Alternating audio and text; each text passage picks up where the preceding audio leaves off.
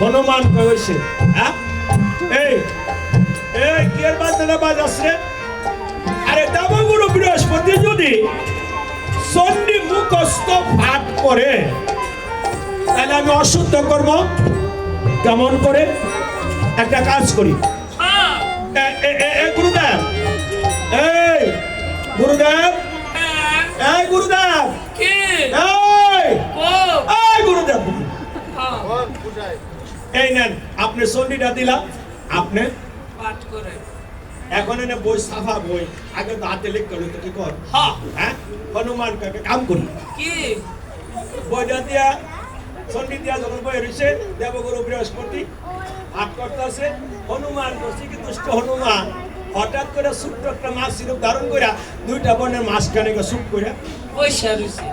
ওই পুরা মানুষ দেবগুরু বৃহস্পতি মনে করছে সংযুক্ত বর্ণ উচ্চারণ করছে চণ্ডীখানা ভুল হয়ে গেছে ভুল হয়ে গেছে মা দুর্গার মনের মধ্যে গিয়া